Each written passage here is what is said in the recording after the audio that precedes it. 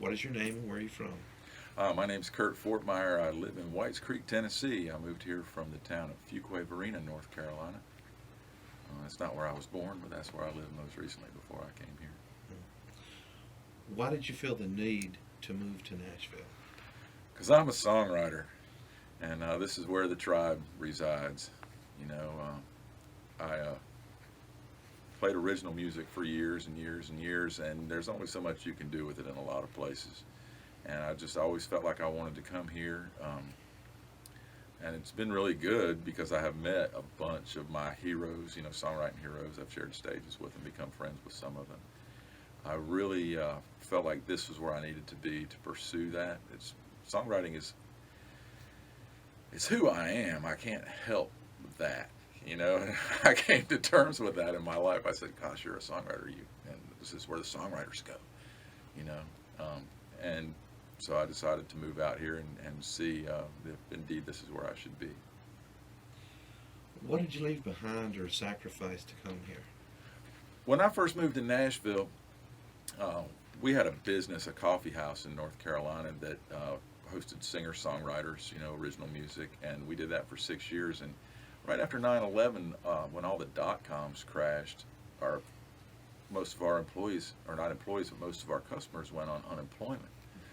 And we lived in a small town where we had renovated an old building from the 1920s up to modern standards, to have a coffee house and a bakery and all that. And um, then Walmart came to town and set up on the outskirts of town, and pretty soon there was no business downtown anymore. And came a time where we weren't going to make it as a coffee house. Maybe if we'd hung in there. Now there's 3 coffee houses in that town because all the small towns all look like each other anymore. But if we'd hung in there, we might have made it. But we were basically, paying everybody but us, and it was just time to let it go. We felt like, and so I came out here and got a job, which I got a job right away, and I was like, hey, that's pretty cool. I got a job. It wasn't a songwriting job, but it was a job. And but the thing is, my family couldn't come right away. I moved out here without my wife and kids, and my oldest daughter was a senior in high school, and the plan was when she went to college the next year, my wife and my younger daughter would move here and live with me, and we'd have happy family time and all that. The only problem was we couldn't find a school to put my younger daughter in Nashville. She's very, very smart kid. She's right now pursuing a PhD in chemistry at Princeton University. There was not a high school for her to go to in Nashville. Um, we got waitlisted at the only school we wanted to go to, and it would have meant that a bunch of people who went there before would have to not want to go there for her to get in. So basically, we kept her in the school she was in North Carolina, and I stayed out here, went home every 2 weeks. I used to drive 9 hours each way on Fridays every other week to spend 36 hours with my family, and then drive 9 hours back every 2 weeks to see my wife and kids. And what was supposed to be a year apart was turning into 4 years apart because my youngest was a freshman in high school when I first moved out here. And we just decided, or I decided, my wife had probably already decided it before I did, that wasn't a good way to stay married. And so I, after 3 years, moved back to North Carolina, and till my youngest daughter got out of high school, and then we moved out here. So I would say what I gave up the most on when I came out here was my family, really. And I'm just glad they didn't give up on me. Before I moved out here, everybody said, "Oh yeah, to be a songwriter in Nashville, you have to have a ponytail and a divorce," you know. And I was like, "Well, I could do the ponytail thing, but I'm not doing the divorce thing. I'm sorry." If it meant that I just wasn't going to do this, I was going to go back home and frame houses or whatever. I've done all kinds of work. I've worked as a chef and pulled wire and framed houses and worked in radio and whatever it takes to pay the bills. If that meant that's how it had to be, that's how it had to be. But so I went back to North Carolina for a year and managed a restaurant. And the day after we dropped my daughter off at college for undergrad, we went and filled up a U-Haul and came out here. Been here full time ever since. That's good. Hey, sorry, one thing will help. Just pretend like me and Eric aren't here. Just talk to Steve. Okay, He's just gotta look at Try it. to yeah. I'm get- trying not to look at the cameras. Yeah, that's good too. Just it'll be like you talking to Steve. If you talk to me, then you'll be looking right off camera. Which Okay, is a good okay. place to So look. when I turn like that, it kind of. Well, yeah, I think it gets a little bit of the deer in the headlights thing. So, but just to pretend like we're not here and you guys, Yeah, we're cool. looking over Maybe I should write a song called "Dear, You're in My Headlights." You have to say that 100-word, that 100-letter word to my wife before you leave. I have T-shirts in the trunk of the car. Cool. All right, you ready? What's the first thing you did when you got to Nashville? The first thing I did when I got to Nashville was probably hit the restroom. It's a long drive. One of the first things I did is I got a room, at a motel that had weekly rates where I knew I could stay. I actually, the way I ended up here is I went to a folk festival in Texas, the Kerrville Folk Festival. One of my customers at my coffee house in North Carolina had a friend who was a nurse at the folk festival, and her friend invited her down to the festival. And after she came back, she goes, "Kurt, you have to go to Texas. You have to, you'll love this. Those are your people, And I went down to Kerrville, and sure enough, it was a bunch of songwriters, and I was like, this is awesome, and this is who I am. 6 months later, I came to a seminar in Nashville in the 2003 in the wintertime for a weekend, and that's when I went back to North Carolina and told my wife, I said, we have to move to Nashville. And she said, I can't move to Nashville right now. And I said, what do you think about me moving to Nashville? 6 months later, I came out for another seminar with the same group of people, and I came to stay. So basically, I was already checked into the hotel when I got here. And then I started looking for a place to live, somebody that I could rent a room from or something like that. But, first thing I did was go meet as many songwriters as I could, go play open mics. It's really the way to meet people in town, is to go out and do that. I mean, anywhere. If there was an open mic at a gas station in Antioch, I was there. You know what I'm saying? Mm-hmm. It's really the best networking that you can do. It's not something you have to do forever. Like right now, I'm a little more judicious about how I spend my time, where I spend it, but there was a time, and I guess it's also because my wife is here with me now, I'm not so anxious to go out at night and stuff, and it wasn't like I was out chasing anything other than songwriting, but I just needed to, it was a way to come home from work and go out and do what I came to Nashville to do, try to meet people and try to hook up with the business and stuff. So that's pretty much it, tuned my guitar and got my harmonicas out, went out and played. Did you have a plan when you got here? Not really. I didn't really have a plan when I first moved to Nashville. I just knew that I was going to come out here and just play some songs. Everybody's going to go, wow, that's it. That's the thing, And it doesn't really happen like that. I mean, you do hear stories about people that come in the first song they pitch in town, they end up getting it cut and it's a big hit and everything. But it doesn't really happen that way. They say that Nashville's a 10-year town, and once you're here 10 years, then you're either going to make it or you're not, or you'll find your place in it. And so, no, I didn't have a specific plan, and I guess they say, a dream without a plan is just a wish or whatever, that's probably what I suffered from. I went out and met as many people as I could and tried to just, play my songs for people and meet co-writers, people who would be interested. By the time I moved to Nashville, it was probably too late for somebody who was a songwriter to move here. That might not be what you want to hear for your TV show, but if you're looking to just write songs for other people, unless you can write with the producer or the artist, you're probably not going to make it in the business. It used to be you could come to Nashville. If I'd come to Nashville in the 80s, my wife told me that I had expressed interest in coming here in 86, and I don't remember doing that, but I may well have said, let's move to Nashville back in 1986. And back then you could still come here, and if you were a writer and you wrote good songs, you could get a deal, get a paycheck every week for writing songs. Now, I have friends who have been in the business a long time who have written scads of #1 hits, and they can't even get a meeting. on Music Row because they're not young and cute and their daddies don't have money, which is kind of what the business is anymore. You have to find your own way into it now, and that's kind of what's happened to me all of a sudden. I'm getting adopted by this whole other genre of music. I mean, it's still country, but it's more country than what they call country nowadays. And the Outlaw magazine is doing a writers series now, and they've just recently decided that I'm part of that. And it's not that I sound like anybody else that's in that genre necessarily, but I think the bottom line is I just play by my own rules, you know, and I just do me the best I can do me, and I don't try to be somebody else. When I first came to town, somebody over at ASCAP gave me some really good advice. I was recording in the demo studio they had in the basement, and the guy there goes, don't spend a lot of time trying to figure out what it is they want. There are thousands of people trying to figure that out.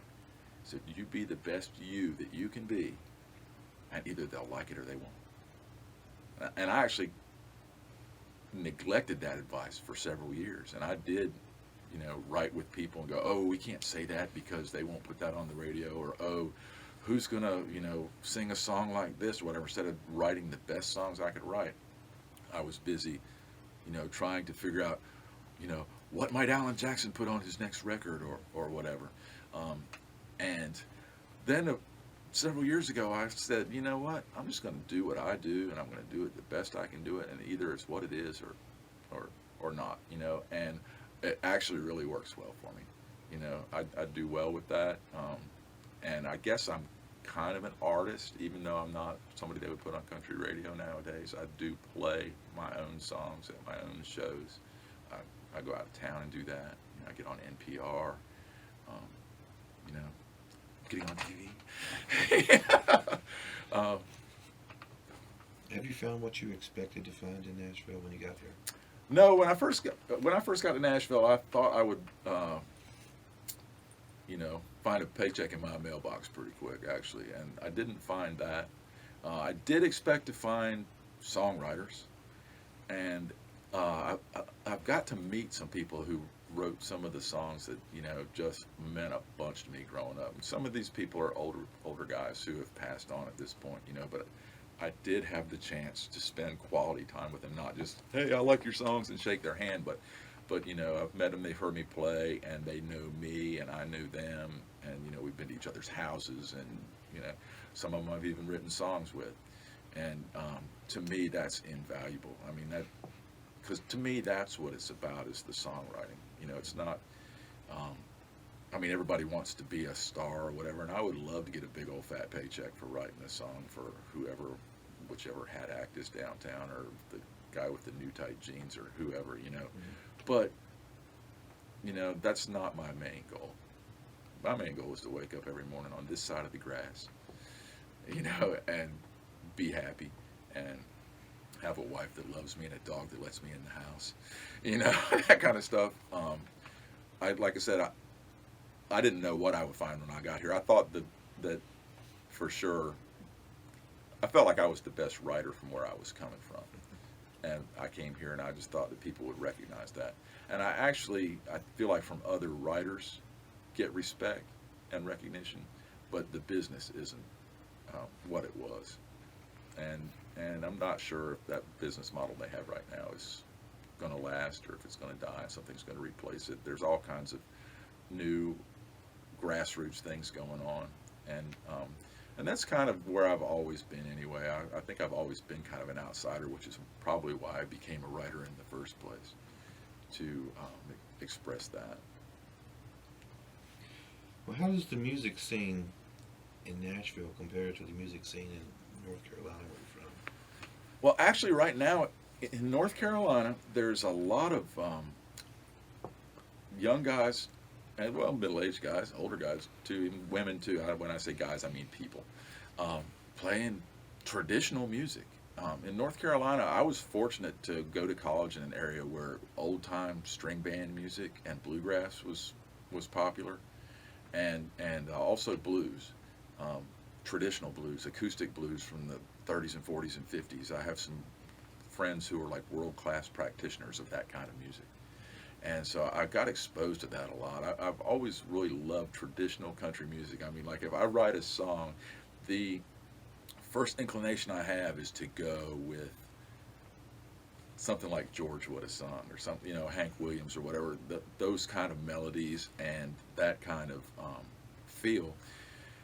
And that's not, in vogue in Nashville right now. In North Carolina, I don't think it's ever gone out of vogue, and there's a lot of people that grew up playing in rock bands and all that kind of stuff that have migrated to that later in life. I'm playing a festival out there soon, and I guess it doesn't matter if it's soon because I don't know when this is going to air, so it might already be over by then. But it's a whole bunch of Americana type acts, which Americana is a big umbrella, nebulous kind of thing. But it's people that love rootsy music, and there's a lot of that. When I was living out there before, it just seemed like there wasn't really a market for original singer-songwriters that unless you were part of the certain, clique of new wave bands or whatever. Since I've moved to Nashville, I get a lot more respect back home. It seems like it's so funny because you move to Nashville and you can't make any money at all as a songwriter performing your own stuff.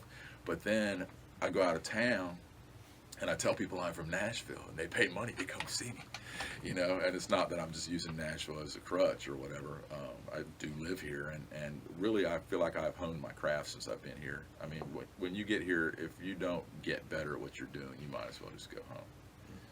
There's some people, I don't want to say anything negative about people, but there are people who come here and I don't feel like they're doing anything except going out every week and playing the same songs over and over to hang out with the same crowd. It's kind of like a songwriter support group or whatever. And if that's what they want out of life, that's great. But I'm trying to, write the best songs I can write and hang with the best writers I can hang with.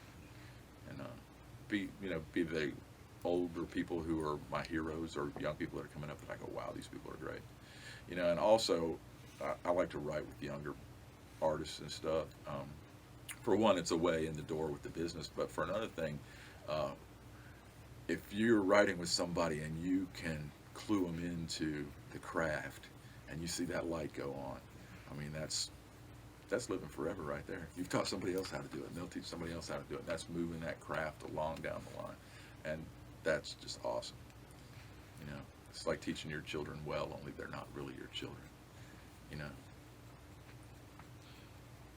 What are the pros and cons you've run into from making your move to Nashville? Is there good sides and downsides to moving here? Well, Tennessee is a crazy place, and I don't want to get too political about it, but it's pretty regressive here, and I'm pretty much of a free thinker in terms of a lot of things, and I don't necessarily see things eye to eye with a lot of people in terms of social issues and stuff. And sometimes I get surprised by that. I'll have somebody that I think is a good friend of mine, and all of a sudden they'll open their mouth and say something, and I go, holy cow, who is this person that I thought was my friend? That and wages are about 60% here from where I moved from, like in terms of finding a job and everything. It's really hard to make a living. There's a big division, especially in Nashville, between the old we have money people and everybody else. Slavery's still alive in Nashville, white and black, and I have a job here, because I have to pay the bills because songwriting doesn't do it. I have a job that's flexible enough for me to be able to go do shows and go out of town when I want to. I don't have to take any work I don't want to take. But I see society from many different angles because of that. I deal with all kinds of different people, and I would say that's one of the big downsides. Tennessee is a lot, they're still fighting the Scopes monkey trial here, and they're not very forward-thinking people, and I guess I am. I see a bigger picture than that. I don't live in a state of fear of everything, except for the politicians in Tennessee. I'm scared of them, but in terms of the big picture, I've traveled a lot of places, and I've seen a lot of things, and people who haven't done that, I think it's easier to disregard everything else and just think that your view of the world is exactly the way the world should be. And of course, I think my view of the world is how the world should be, but I think I have a broader view of it than some people. And then again, I'm not trying to be negative towards people, but I think travel is one of the best things somebody can do for themselves in order to broaden your mind, because people are people everywhere you go, you know, and you could go somewhere and they do things entirely different than the way you do them, but that doesn't mean it's wrong. It's just the way they do it there. And it's really pretty cool. If you go to different parts of the world, the food or drink, or even different parts of the United States, the food or drink might be different than what you're used to having at home, but it's the way they do it there. And there's a reason why they do it that way there, and it's often very good food or drink or whatever, or social customs. But you need to embrace that and not just go, oh, that's totally wrong because that's not the way Grandma did it. You know, not that Grandma didn't do some good things, because Grandma did some awesome things. Well, besides Nashville being the mecca of music, is there anything else you found here in Nashville that's appealing or interesting to you? It's not music, you know. Tennessee is a beautiful place. I've been very fortunate. We sold our house in North Carolina. We put it on the market right before the market crashed, and so we got less for it than we would have, I think. But because the market was down, we also got a good deal on a place here in Tennessee. And I live in the hills north of town on 30 acres of land. I got my own mountain and my own waterfall. My dog can run loose. I got chickens and a garden. I got a pear tree in the yard. It's like food falling out of the sky, you know. And you can go outside of Nashville to the east and be in some of the prettiest mountains, you know, that you see. Even south, heading towards Alabama, you go through some really nice mountains and stuff, and waterfalls and just nature. There's a lot of real pretty stuff like that here. And then on the other hand, you can head towards the Mississippi River, and you get a whole different.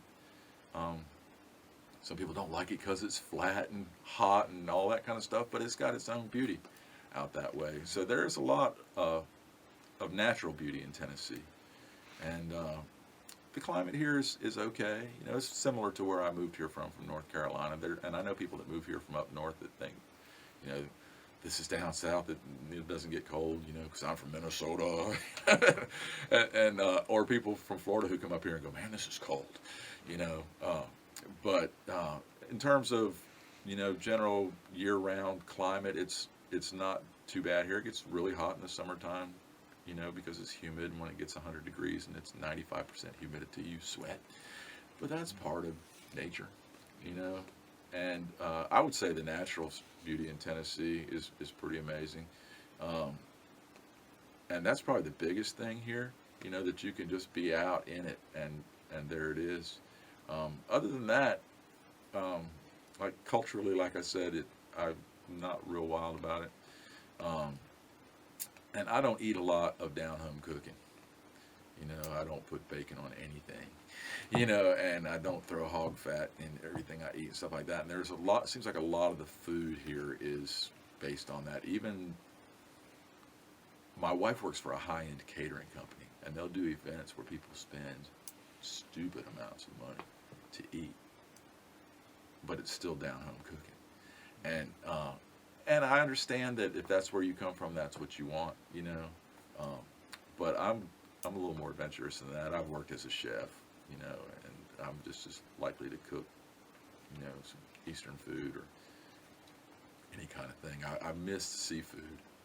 You know, we live 2 hours from the beach in North Carolina, and you could get fish out of the ocean in the morning on your plate that night, shrimp, all that kind of stuff, and you don't really get that here. That's the one thing I think I miss the most, is that. And you know, you leave a lot of friends behind when you move too, but thanks to Facebook, everybody who wouldn't talk to me in high school is now my best friend because I live in Nashville. All right. What would you tell other people who are thinking about moving to Nashville? If you can find any other person in your life to be other than a songwriter, don't do it. You know, I mean, you know, if you feel like you have to do it, by all means do it. I don't really feel there are people who are doing okay as songwriters outside Nashville. Before I moved here, I was told, you know, you have to go there because that's where the songwriters go. I mean, Vince Gill probably said it best when he said, if you want to get to the top of the mountain, you got to go to where the mountains are. And, you know, and I took that to heart. You know, I came out here. I've made great connections since I've lived here, you know, and people that are really, you know, truly lifelong friends from here on out. But I've also still got those in other places. If you're going to move here, be prepared to support yourself some way other than songwriting, you know. But if you feel like you're a songwriter and that's who you have to be, come on out here and do it, you know.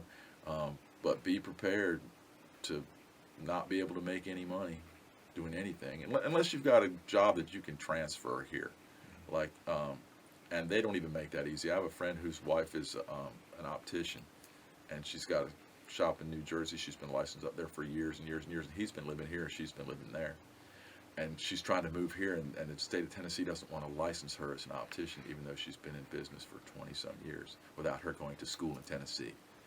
You know, there's a lot of hoops you have to jump through. And you can't buy wine in the grocery store. Are you happy you moved here? I'm happy. I mean, that's the bottom line. You know, there's times when I go, you know, maybe we shouldn't have done this. And there's times when I feel like my family might have been happier. I'm sure my mother wishes I lived up the street from her, you know. And my wife is not as outgoing as I am. It's not as easy for her to make friends, and she also just doesn't have the social network. Back home, we were really involved in the artist community, besides musicians, the arts, and she hasn't really tapped into that here, and so she doesn't really have the same social structure that I have. I mean, because of being a songwriter, I meet a million songwriters. On the other hand, she meets spouses of songwriters and stuff at events and everything. And she's made some good friends since she's been here. I'm not discounting that, but she doesn't have the same friends that she had back home. I don't have any friends anyway, so it doesn't make any difference to me. Do you have any regrets about moving here? I wish I'd planned it a little bit better, you know, and I also wish I'd come here, you know, 10 years before I did. I actually, in the 70s, lived in Memphis for a while, and I got there totally by accident. I wasn't hitchhiking, I picked up a hitchhiker, but I did spend a lot of time hitchhiking in the 70s. I hitchhiked to California and back, and lived under bushes and bridges and all kinds of stuff like that, writing songs. And I had a guitar and a duffel bag, not even a duffel bag, it was a potato sack with my clothes in it and stuff, and I hitchhiked, you know, coast to coast and stuff. And I think, you know, if I'd come here a little more prepared, and if I'd moved here then, like when in the 70s, I worked in a nightclub in Memphis, and artists from Nashville came over there all the time. And I could have come over here and had friends and stuff, and probably found my way into Nashville in the 70s, in which case I'd be long retired or either dead from alcoholism, you know. But I kind of wish I had come here before I did. You know, I think by the time I came here, it was really probably too late to do what I thought I was going to do when I got here. But on the other hand, I've spent my whole life being adaptable, doing different kinds of work, and, you know, figuring out what the situation is and going from there. So it's just another challenge, you know, of what to do. I guess that would be my big regret, that I didn't move here before I did. I have really good friends, like I said, in the business, who've been in the business a long time, and when I get together with several of them, they talk about, you know, these shows they used to do in the 80s or early 90s or whatever. I was like, man, I should have been in on that, you know. Even today, I'm meeting people who know people that I've known for years and years and years, and I'm thinking, you know, I had all these connections I didn't know I had. When I was younger, I didn't take a lot of initiative in my life.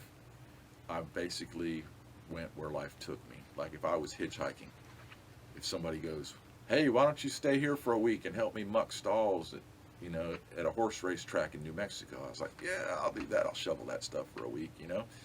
And who knows where it'll lead? And that's pretty much, if somebody had picked me up hitchhiking and brought me to Nashville, I'd have been here.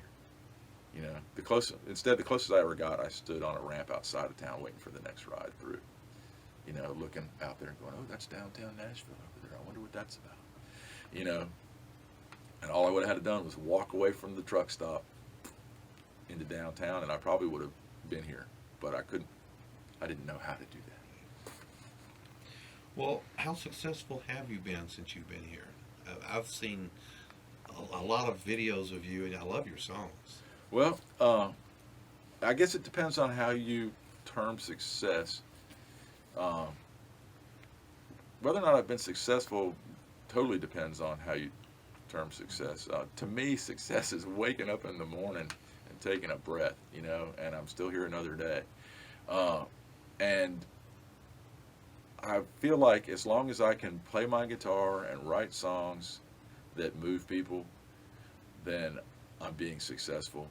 I have not been financially successful. I've had some independent cuts with some people, and don't see a whole lot of money from that. You know, I've had some.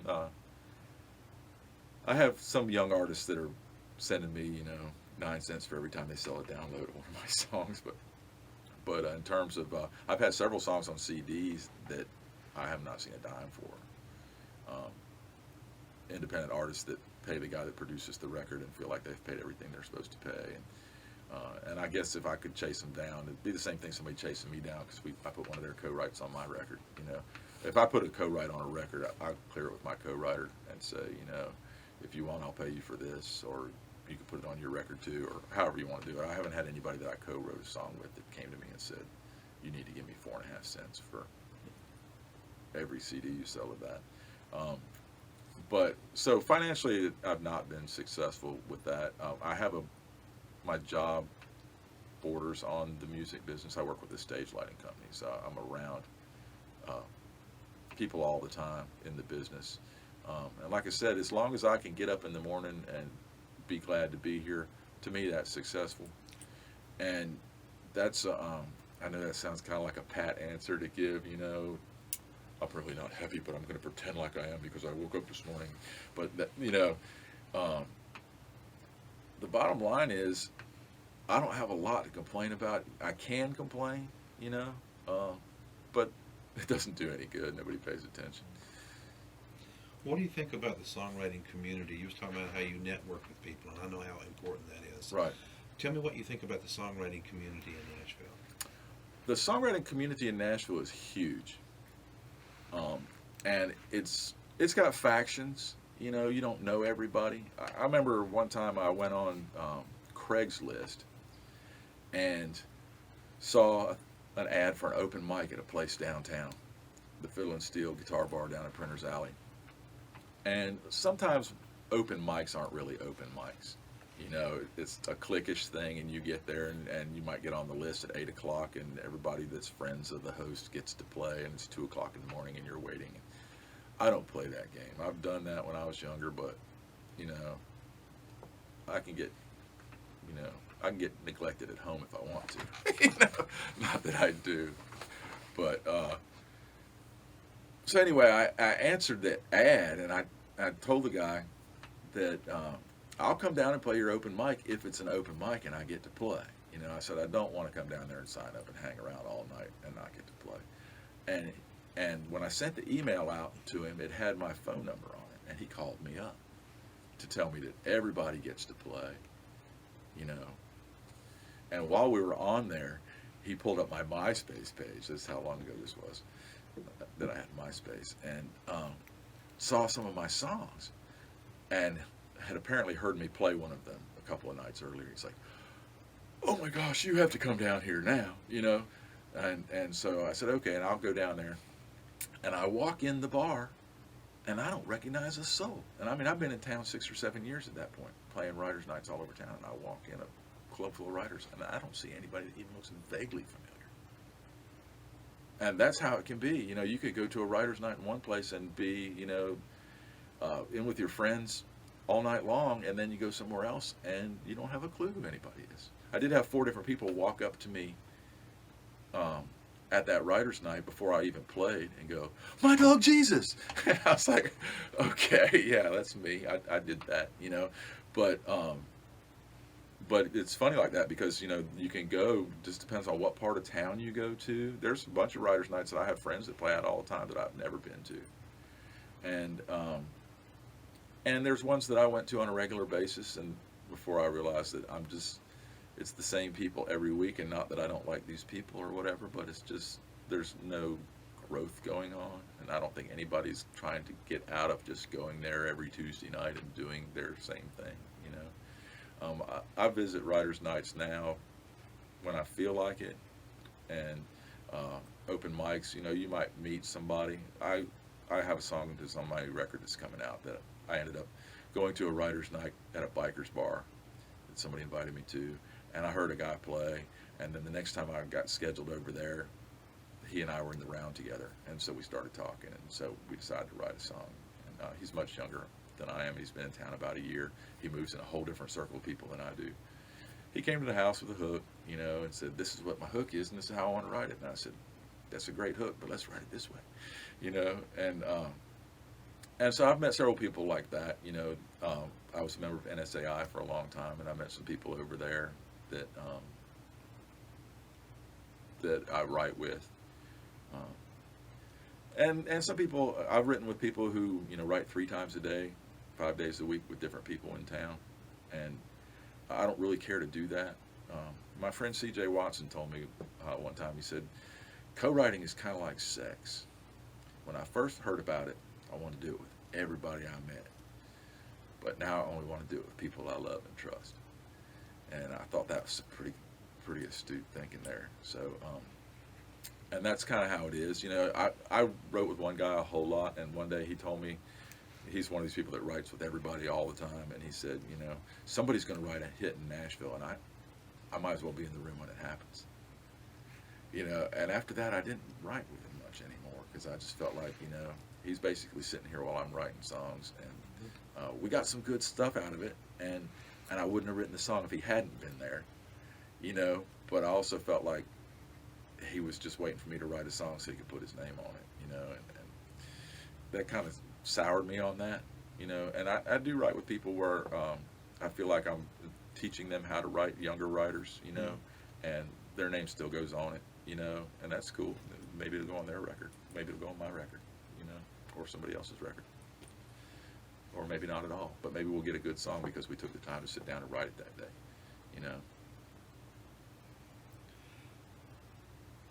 If you had to do this over, would you come to Nashville? If I had to do it over, I would have come to Nashville years before I did. If I had a way to,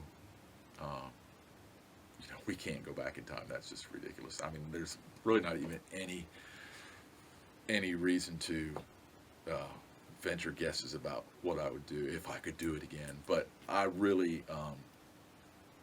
I wish I had come here much sooner than I did.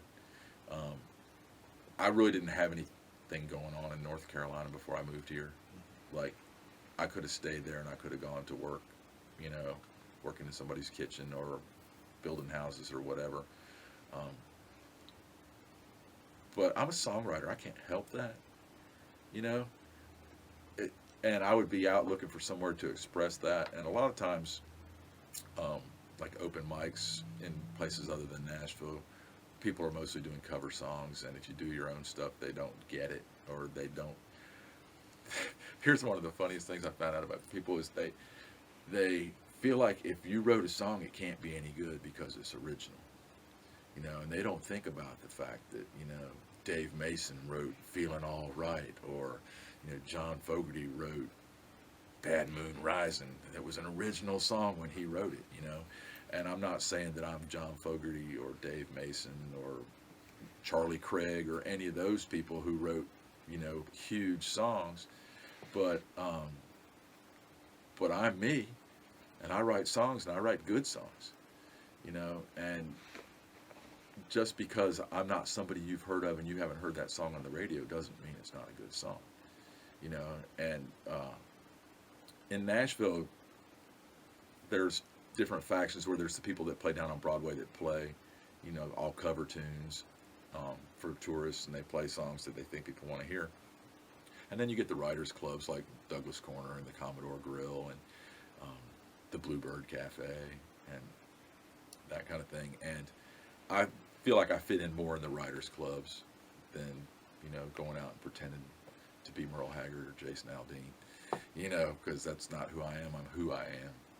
And who I am is a songwriter. So this is where the tribe is. That's the bottom line. You know, I could be here or I could be in Austin, and it'd probably be the same thing. I go down to Austin, and they're like, man, you should move down here. And I was like, you know, I could be broke in Nashville. I'd have to move to Texas to be broke, you know. But that doesn't mean I won't go down there and play and make friends in that community too. Is there anything that we did not cover that you'd like to say to people about your move to Nashville, or any interesting stories about your move that comes to mind? Don't go over on Dickerson Road looking for entertainment. I was over there one time buying some glasses at the drugstore, and I was standing about 3 people in line behind this woman who was just hysterically funny. I mean, she wasn't hysterical, but she was just saying stuff that was just off the wall, and everybody in the line was cracking up and everything. And when I finally got my turn at the cash register, I told the woman, I said, I think I'm going to tell my wife I went over to Dickerson Road for some entertainment. She looked at me and goes, I don't believe I'd tell her that. But yeah, don't come here expecting to get rich. You know, if your daddy already has money, you know, the industry will be glad to let you spend it here. If you feel like you have to do this, by all means do it. You know, don't let me chase you off. You know, I used to tell people, welcome to Nashville, now go home. But don't give any money to anybody that's going to do something for you. And I say do something for you in quotation marks, because there are plenty of people in this town who will take your money to make you a star or whatever, and that's just a dead-end road as far as I'm concerned. But I would encourage everybody to pursue their dreams, you know, and if this is it. On the other hand, you want to be realistic. There's a lot of people who come here and think they're going to be a singer and they can't sing. There's people who want to write songs and they can't write a song. One time I was at Douglas Corner at a writer's night, and I said, I don't want to be out here too late because I've got a writing appointment at 10 o'clock in the morning. And this guy goes, man, I wish I could get a writing appointment with somebody. I said, have you ever picked up the phone and called somebody and said, let's write a song tomorrow? He goes, no. I said, how long have you been in town? 2 years. I said, why are you here? To be a songwriter. You ever write songs? No. I was like, okay. You know, because there are a lot of people that have never written a song that come here because they want to be a songwriter. And to me, that's a little bit odd, you know. I came here because I write songs and because I kind of thought that I would make a paycheck doing it.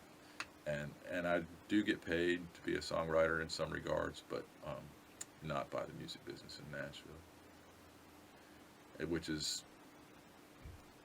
a whole nother episode, you know, so I probably don't need to belabor that point. Kurt, thanks for coming, man. Yeah. That's fantastic.